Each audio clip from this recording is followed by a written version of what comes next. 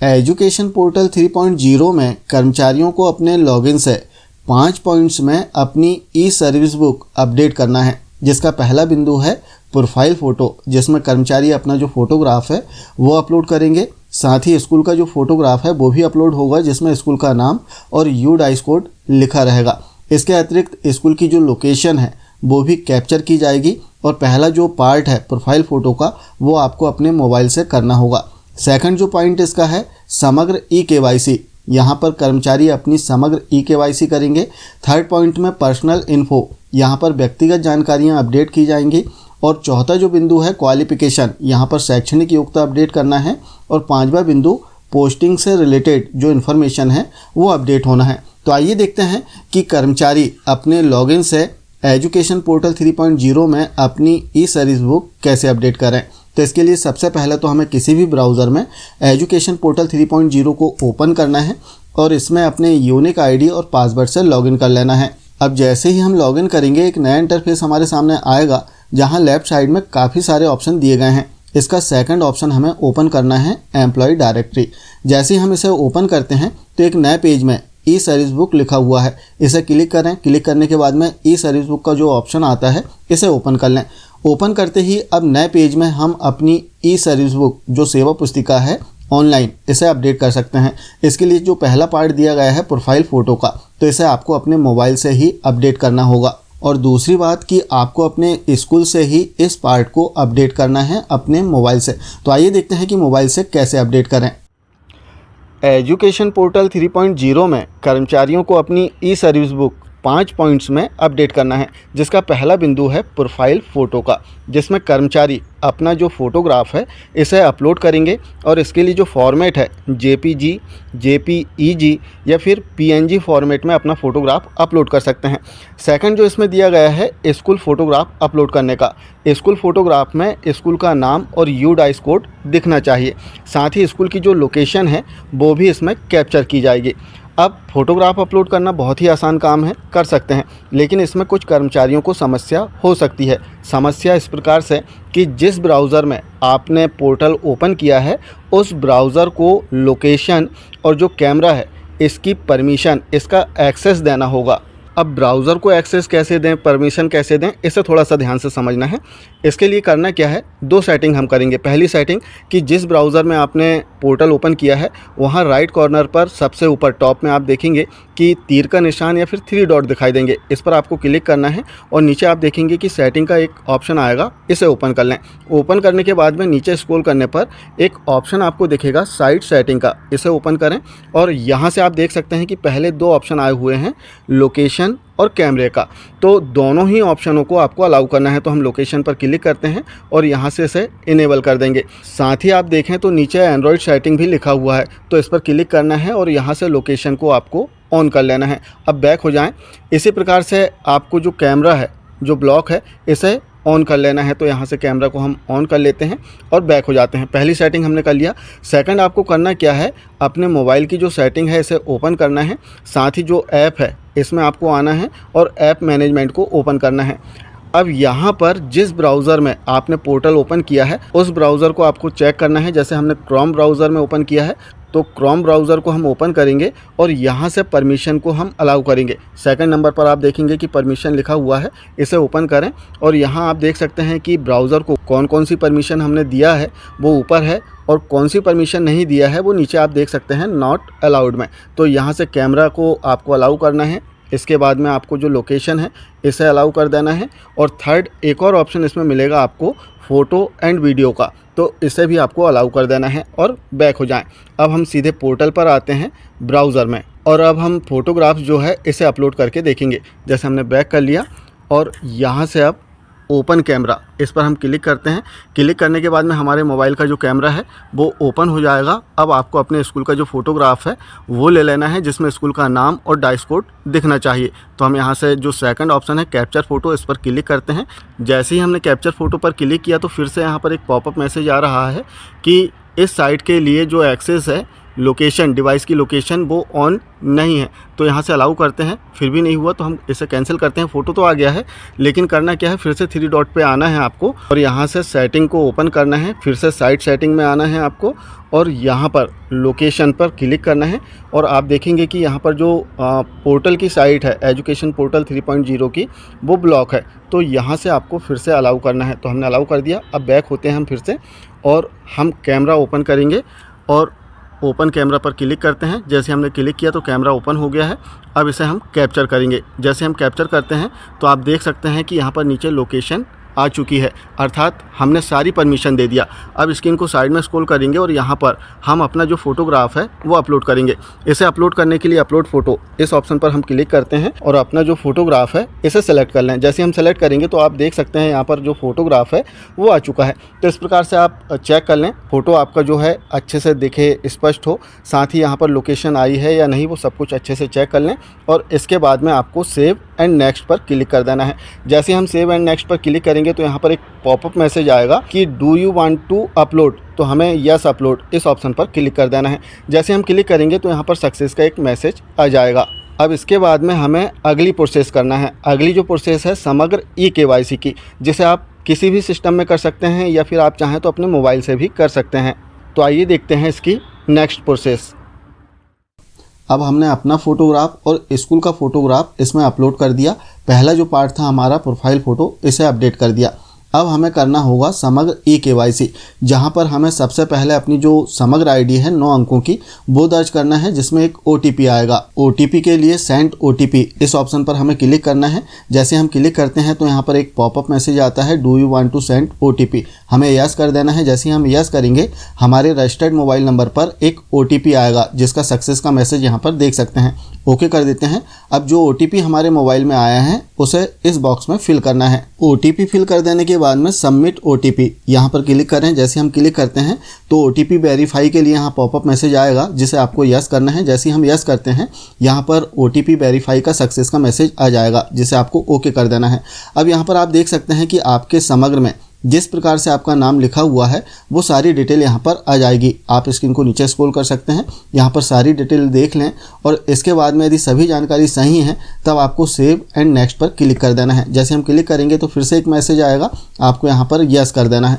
जैसे हम यस करते हैं तो यहाँ पर आप देख पाएंगे कि समग्र ई-KYC डन सक्सेसफुली का एक मैसेज आ चुका है, अर्थात हमारी जो समग्र ई-KYC है वो हो गई है। अब ओके कर देते हैं। जैसे हम ओके करेंगे अब हम नेक्स्ट पार्ट में आ गए हैं, जो कि व्यक्तिगत जानकारियों वाला भाग है, जहां पर आप देखेंगे कि लेफ्ट साइड में पोर्टल का जो डेटा है वो दिखाई दे रहा है, अर्थात पोर्टल में जैसे हमारा नाम लिखा हुआ है जो डिटेल है वो प्रदर्शित होगी और राइट साइड में समग्र का जो डेटा है वो आप देख सकते हैं। तो इसे आप अच्छे से चेक कर लें, स्क्रीन को नीचे स्क्रॉल करें और यहाँ पर आपको अब अपनी बेसिक डिटेल जो सामान्य जानकारियाँ हैं वो अपडेट कर लेना है, जिसमें आपकी email ID, pan number, height कितनी है आपकी, रिलीजियन क्या है वो यहाँ से आप सेलेक्ट कर सकते हैं। जैसे रिलीजियन यहाँ पर सेलेक्ट नहीं है तो हम सेलेक्ट करते हैं। ब्लड ग्रुप, वोटर आईडी क्रमांक क्या है वो दर्ज करें। आपका कोई आइडेंटिफिकेशन मार्क है, जो पहचान का चिन्ह है आपकी बॉडी में, वो यहाँ पर लिख सकते हैं। इसके बाद में एम्प्लॉय ट्रेजरी कोड क्या है वो टाइप करें। प्रान नंबर क्या है, आपका रोल नंबर क्या है, रैंक इन TET टेट में कौन सी रैंक थी आपकी वो यहाँ पर लिख सकते हैं और आपकी हॉबीज़ क्या हैं वो यहाँ पर आप लिख पाएंगे। तो यहाँ पर आप देखें कि जो स्टार बने हुए हैं वो मैंडेटरी है, आपको अनिवार्य रूप से दर्ज करना है।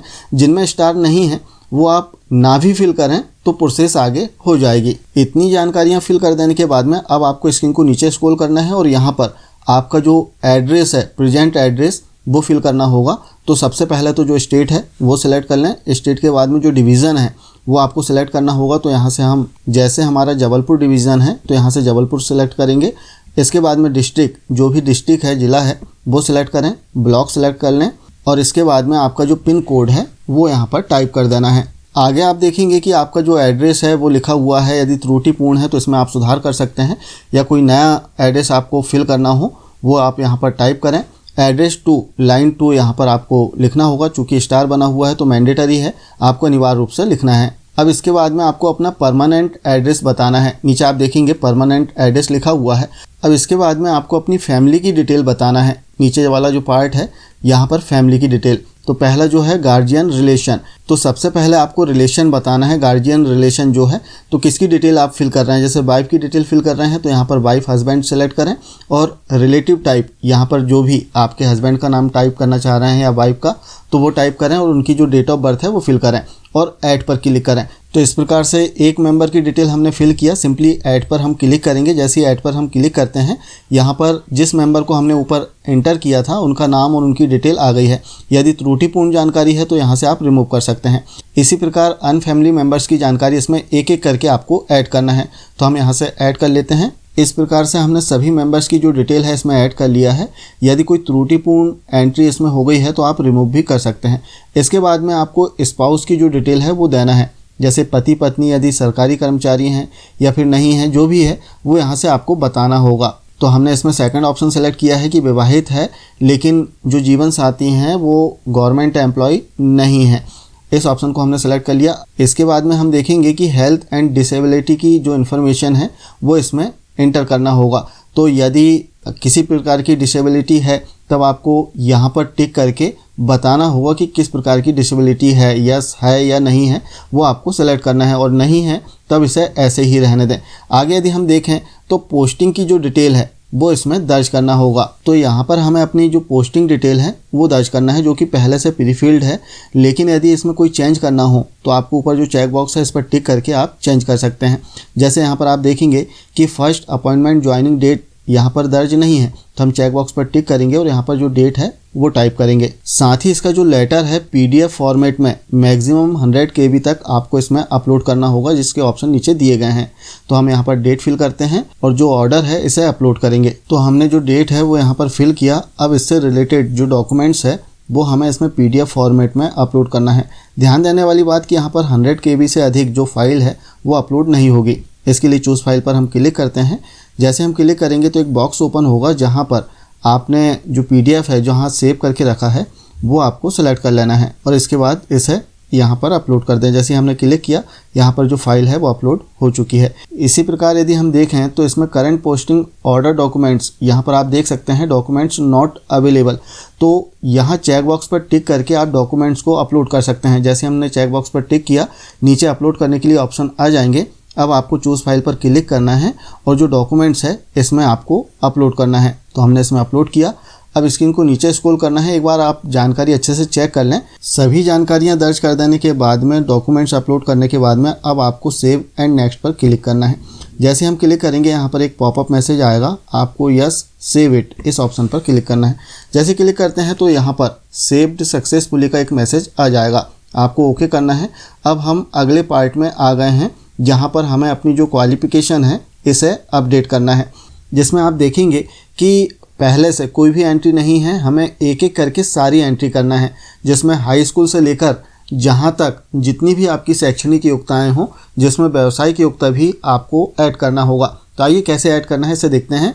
इसमें सबसे पहले क्वालिफ़िकेशन, यहाँ से आप क्वालिफ़िकेशन सेलेक्ट करें और जो भी क्वालिफ़िकेशन आपने यहाँ पर सेलेक्ट किया है वो किस बोर्ड यूनिवर्सिटी से उत्तीर्ण किया है उसका नाम आपको यहाँ पर टाइप करना है, और इसके बाद कब उत्तीर्ण किया है, पासिंग ईयर जो है वो आपको यहाँ पर टाइप कर देना है। साथ ही इसमें आप देखें तो रिजल्ट टाइप आपको बताना होगा कि आप अपना जो रिजल्ट है वो परसेंटेज में बताना चाह रहे हैं या फिर ग्रेड में। तो जैसे हम यहाँ से परसेंटेज कर रहे हैं तो अगले बॉक्स में आपको जो भी क्वालिफ़िकेशन आपने यहाँ पर सेलेक्ट किया है इसका परसेंटेज फिल करना है कि कितने % से आप उत्तीर्ण हुए हैं। और इसके बाद एक बहुत ही महत्वपूर्ण पॉइंट इसमें दिया गया है कि do you complete this qualification after first appointment joining date. क्या आपने जो क्वालिफ़िकेशन यहाँ पर सेलेक्ट किया है इसे आपने अपने अपॉइंटमेंट के बाद में किया है। यदि किया हो तो आपको यहाँ से यस करना है, और यदि पहले ही कर लिया हो अर्थात आपकी जॉब के पहले आपने इस क्वालिफ़िकेशन को कर लिया है तो आपको नो करना है। और यदि यस करते हैं तब आपने जो अनुमति लिया होगा विभागीय उसकी कॉपी भी इसमें अपलोड करना होगा। साथ ही जो दस्तावेज है, जो अंकसूची है वो भी अपलोड करना है, क्योंकि जो क्वालिफ़िकेशन हमने पहले ही कर लिया था अपने अपॉइंटमेंट के। तो हम यहाँ से नो करते हैं और केवल अब हमें जो अंकसूची है संबंधित क्वालिफ़िकेशन की वो अपलोड करना होगा। इसे अपलोड करने के लिए आपको सिंपली चूज़ फाइल पर क्लिक करना है और 100 MB तक का जो PDF फाइल है वो आपको इसमें अपलोड कर देना है। तो हम यहाँ से PDF फाइल सेलेक्ट करते हैं। PDF फाइल यहाँ पर आ गया है। आप चाहें तो व्यू पर क्लिक करके जो फाइल आपने अपलोड किया है इसे चेक कर सकते हैं। अब आपको करना क्या है, सिंपली ऐड पर क्लिक करना है। जैसे हम ऐड पर क्लिक करेंगे तो नीचे जो क्वालिफिकेशन हमने ऊपर दर्ज किया था वो ऐड हो चुका है, जिसे आप अच्छे से चेक कर लें और यदि कोई गलती है तो यहाँ से रिमूव भी कर सकते हैं। तो इस प्रकार से एक एक करके आपको सभी क्वालिफिकेशन जो भी आपकी शैक्षणिक योग्यताएँ हैं उन सभी को अपलोड कर देना है, इसमें ऐड कर देना है। एक महत्वपूर्ण बात कि जैसे आपने जो भी क्वालिफिकेशन यहाँ पर दे रहे हैं, यदि जॉब के बाद में किया हो तो आपको इसकी अनुमति भी अपलोड करना होगा। अब हमारे द्वारा सभी शैक्षणिक योग्यताओं को ऐड कर दिया गया है, जिसे आपको अच्छे से चेक कर लेना है और यदि कोई त्रुटि है तब आप रिमूव कर सकते हैं और यदि सब कुछ सही है तब आपको सेव एंड नेक्स्ट पर क्लिक कर देना है। जैसे हम क्लिक करेंगे तो फिर से एक पॉपअप मैसेज आएगा, आपको यस सेव इस ऑप्शन पर क्लिक करना है। जैसे हम क्लिक करते हैं हम नेक्स्ट पार्ट में आएंगे, जहाँ पर हम पोस्टिंग की जो डिटेल है वो दर्ज करेंगे। तो यहाँ पर जैसे आप देख सकते हैं ऐड पोस्टिंग डिटेल। सबसे पहले पोस्टिंग टाइप आपको सेलेक्ट करना है, ऑर्डर नंबर, ऑर्डर डेट और जो सपोर्टिंग डॉक्यूमेंट्स है जो आपका पोस्टिंग ऑर्डर है वो आपको यहाँ पर अपलोड कर देना है। यहाँ पर जो फॉर्मेट है JPG, JPEG, PNG या फिर PDF फॉर्मेट में आप मैक्सिमम 500 KB तक अपलोड कर सकते हैं। इसके बाद में पोस्टिंग ऑफिस कोड, यहाँ पर जो ऑफिस का कोड है, डाइस कोड है, वो लिखना है। साथ में ऑफिस का नाम और इशूइंग अथॉरिटी जो है उनकी डिटेल यहाँ पर फिल कर देना है। इसके बाद में आपका जो डेजिग्नेशन है वो लिखना है और सब्जेक्ट, किस सब्जेक्ट से आपकी नियुक्ति हुई है वो लिख के आपको ऐड पर क्लिक कर देना है। तो इस प्रकार से जो 5 पॉइंट्स इसमें दिए गए थे सर्विस बुक अपडेट करने के लिए, आप बहुत ही आसानी से अपडेट कर सकते हैं। इसमें महत्वपूर्ण बात कि जब भी आप अपनी ई सेवा पुस्तिका ऑनलाइन अपडेट करें तो सारे दस्तावेज, जैसे वीडियो में आपने जो देखा है, उन सभी दस्तावेजों की जो कॉपी है PDF फॉर्मेट में बना के रख लें। साथ में जो जानकारी एंट्री के लिए है पहले से बना के रख लें तो आपको आसानी होगी। इसके अतिरिक्त इसमें एक एक पार्ट की जानकारी अपडेट की जाएगी। तो बहुत ही सावधानी से त्रुटि रहित आप अपनी ई सेवा पुस्तिका में जानकारियों को दर्ज करें। आशा है जानकारी आप समझ पाए होंगे। मिलते हैं कुछ इसी प्रकार की जानकारियों के साथ में नेक्स्ट वीडियो में। तब तक के लिए जय हिंद।